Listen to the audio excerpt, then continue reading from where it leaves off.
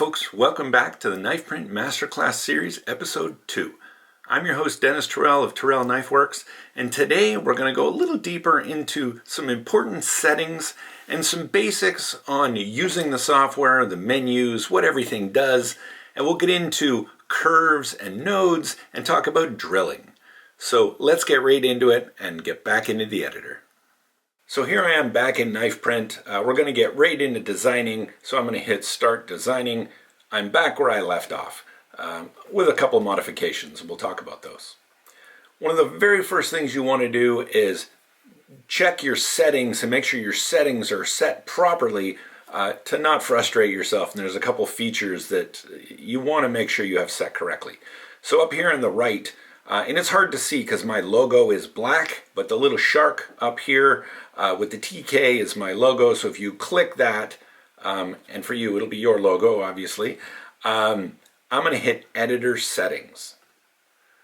The Editor Settings comes up with a bunch of things. The first thing is the base unit. So if you want to work in metric, you can hit centimeters and millimeters. I'm in the US, so I have it set in inches. It's got some, whether you want to display the grid, distances, you want all of these on. Snap settings on the right. You want to turn these off. And I'll explain a little why you don't want these. It's just really hard to do things, and I'll show you some examples later on in the series where you would want these on. Same with drill snap settings. I want this top one off. The rest you can leave on, and we're going to go into a little bit more on drill settings later on in this video. So let's close that. Now let's talk about the top menu here. Obviously the K, this will take you to your projects kind of menu. If you hit projects, that'll go back to your list of projects. And this is where you can get more info. And we talked a bit about this in the first episode. Here I can look at this. You can rename them, you can change the scope, whether they're public or private, change the types, and get some other information about your projects. You can also delete them. If you own them, you can also delete those projects. And that's important because sometimes you'll make some temporary projects or some scratch projects, and you're going to want to be able to get rid of them. Okay, let's get back into our project. Other things in that menu, a new project, obviously if you want to create a new project from scratch, trace image, we covered that in the first episode, import a DXF file. If you happen to be coming from another piece of software where you have DXF files, you can actually import them directly into Knifeprint. Save, if you make a change and you want to explicitly save it, there's an auto save mechanism here, but sometimes it's just nice to just hit save and get some peace of mind. Save as new is like duplicate, and this is a great feature if, say, I want to make a version of this knife that maybe had a longer blade. I would just hit save as new, modify it, I've got a new design. Export and share, they actually go to the same thing. They go to the export dialog, which we covered a little bit. We'll talk more about that later in the series, and share actually does the same thing.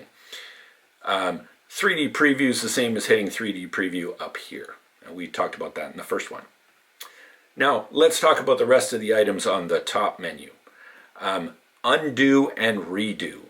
Very, very useful. You will use them a lot. If I say pick up a path and I move it around and I go, oh, that's not what I wanted, I can always go back and undo it. So you'll find that you'll use undo quite a bit. Redo, if I move something and I just want to, I undo it, I want to redo it back, that's what it's for. If you happen to zoom out something so far, or you zoom in and you just want to get it back to where you were, that's what this reset zoom is for. And this is also nice if you've moved this around and you've zoomed it out, you can always hit reset and it'll center it in your viewport. We'll get into the specifics. The rest of this menu, this top menu changes, this toolbar I should say, the rest of the top toolbar changes based on the tool that you have selected on the left. You'll see as I select different tools, some different things show up here. Okay, we'll talk about each one of those when we get into them. Let's talk about the bottom toolbar. So we talked a bit about zooming. I've got a trackpad on my computer so I can zoom in and zoom out just by swiping my fingers. You can also do that by just changing the values here. If you want to change the length and the height of your image, and this is the actual size, you can change that here by, let's say, if I wanted the proportions of this thing to be a 12-inch knife, you'll see it also means it's 2 inches high now. Okay, I'll set it back to 9. And then there's also an option if you want to go full screen, you can do that. I'm not capturing everything there, but so just for the sake of the video, I will leave it in this format. For today's video, we're going to focus on the top 2 tools, the select tool, well really the top 3, but the select tool, the drill, and the Bezier, which is really, I call the path tool, or the draw tool, which is the one that you create nodes with. And let's start with the select tool.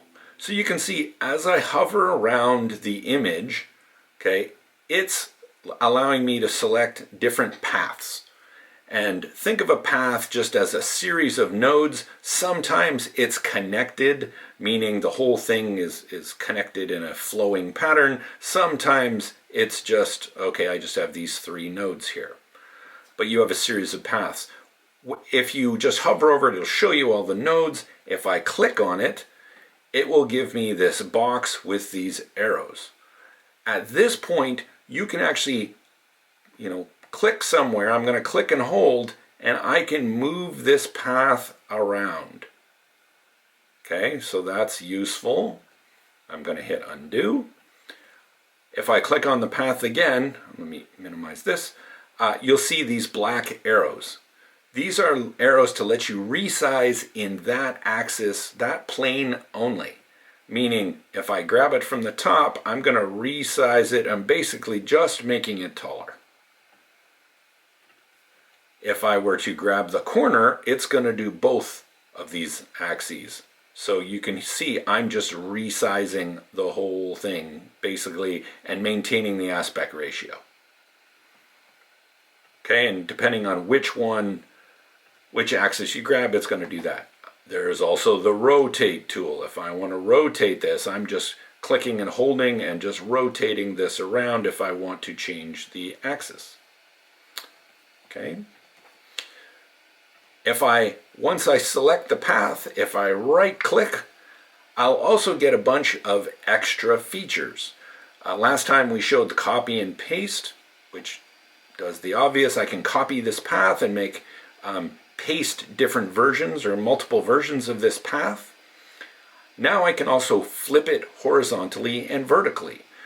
If I was, let's say I was doing this and it was just freaking me out that the blade was to the left, maybe I like all my designs with the blade to the right, just because that's the way I like to do it, I can now flip horizontally and do it the other way.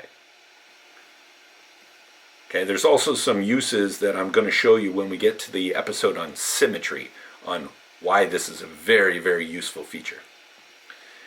We're going to talk about layers in a future episode as well. We'll have a special one dedicated to layers.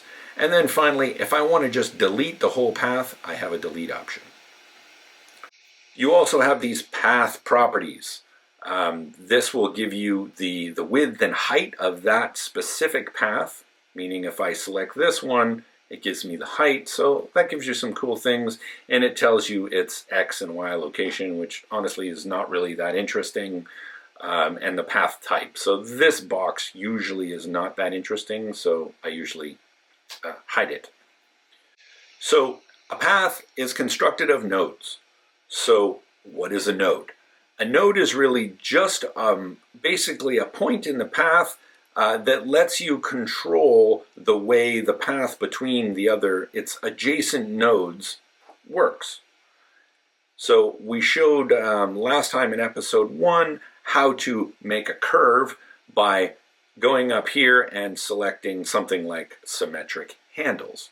And symmetric handles gives you these handles on either side. You'll notice the handles are the same length and they move the same way, hence symmetric handles. There are other path types. There is this one, which is separate handles. If we go here and we click separate handles, now they move completely independent of each other in both length and direction. And we'll get into why the different path types. There's also smooth handles, which is somewhat the same as the symmetric handles, except they move together, but you can resize them differently. Okay? Whoops, I'm going to undo. And then, of course, there is, I want to change it back to no curves, no handles, and then the lines will be perfectly straight. So let's talk about some general, what I'll call the general rules. Use as few nodes as possible. The more nodes you have, the more chance you have to make mistakes, meaning you will have unsmooth curves. Let's show an example. If I were thinking I'm going to put a node here, and by the way, if you want to add a node to any path, you simply double click anywhere on the path, and that will add a node. And you'll see what happens, like, okay, I put it there.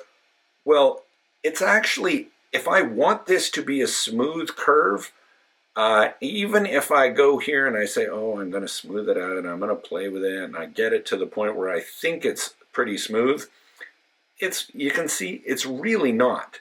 There's still a part that's not smooth. So if you really want a continuous smooth curve, you don't want extra points in it, because you don't want to be playing with those. Let the system, and I'm going to delete this node, let the handle curve it so that there's a continuous flow between nodes. That is the best way to have a curve, so you don't have multiple nodes. Another thing is the handles. Never have a handle, let's use this one as an example. Don't have a handle go past the node to the adjacent node. And I'll show you what can happen. I'm going to just take this and I'm going to just extend the handle past the adjacent node, which would be this one. Let me zoom in for you. Look what's happened. The system is telling, well, I want a really, really big curve, but the node is right here. So it's trying to stretch this curve past the node. So a good rule of thumb is never extend a handle past the adjacent node. Because if you do this, you never have a problem of it going past. Next rule, never have handles, let's use these two, never have a handle, the end of a handle cross the end of another handle. Because if you start to do that, okay, you start to get unknown results, because this curve is fighting this curve, right? This one wants it to be, you start to get this kind of reaction here. So my rule of thumb is always shorten your handles so that, like here, between here and here, if I just shorten this one so it's over here, you'll get a smooth curve. Okay, because you want your profile to be nice and smooth and not have weird angles. You want it to flow correctly. Okay, here's an example up here. You'll notice there's a weird bump here. That's because this handle is here and this handle is way over here. So if I shorten this, well, I came up here, but if I do this, now you see it's got a nice flowing curve and I don't have a weird little bump here. My advice when you're creating nodes, use symmetric handles by default. You can pretty much do anything in a design with a combination of just standard, like no handles, like no angles, or symmetric handles. It's very rare when I need to use the smooth handles or the separate handles. Very, very rare. It's easier just to make everything with symmetric handles. Here would be an example. Let's say I wanted this curve to be kind of like a tight curve up here and then flatten. So there's usually a couple ways to do this, but let's say I want to make it separate handles. And I'm going to move this one. Okay, well, let's not make it separate handles. Let's make it smooth handles. I can do this. So let's say I want the handle to look like that. Okay, so that would be one reason to use smooth handles. So I can make one handle, smooth nodes rather, I can make one handle longer. But, okay, I'm going to go back to here. You could also do this just by taking this and doing that. I mean, something like this. You can usually approximate what you want with smooth handles, with symmetrical handles as well. So play with it. Unless you really can't do it with symmetric handles, that's when I would get into the other two. They just get a little more complicated to deal with. The one nice thing about the separate handles is that you can actually delete one of the handles. And that is a nice feature. So if I only want a handle, I only want a curve on one side, like I'm coming off a straight edge and then I want a curve, that is a really nice feature to use the separate handles and be able to delete a handle. Okay, I'm going to just get my design sort of back to where it was. There. Okay, let me a little bit more up there. Okay, let's talk about drilling. I'm going to reset the zoom here. And I purposely deleted the drills that we put in last episode so that I could show you a bit more of an advanced feature here. So first off, we can drill a hole. Okay, as soon as you click and drag, you'll get the sizing, and it gives you the rough sizing here. I really always kind of ignore that. Just put a hole and then select it. And then set your actual size up here. So if I want 1/4 inch holes, I'll say 0.25, and now I know my hole is 0.25. Okay, so now is where you may want to turn the drill snap on. And I'm going to go back to settings and I'm going to show you a couple of things. So there are 3 settings as part of drill snaps. There's inline, which means it's going to put your pinholes lined up on one linear line, and I'm going to show you this. Equal distance, so if you want 3 pinholes and you want them exactly the same distance apart, it will help you do that. And center will center it in a handle. So let's check those out.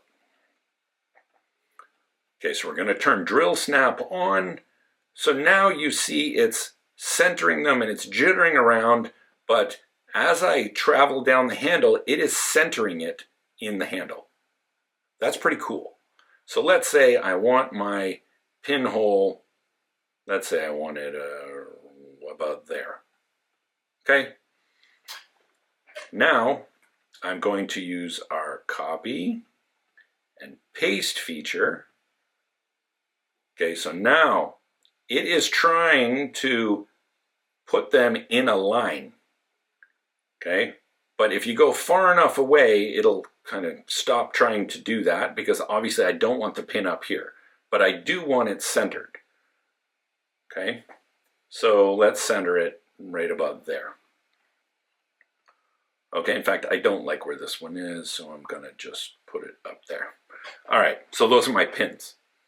If I were to paste a third, okay, now you see it's making it, it's making it equidistant between those other 2 pins, which is great.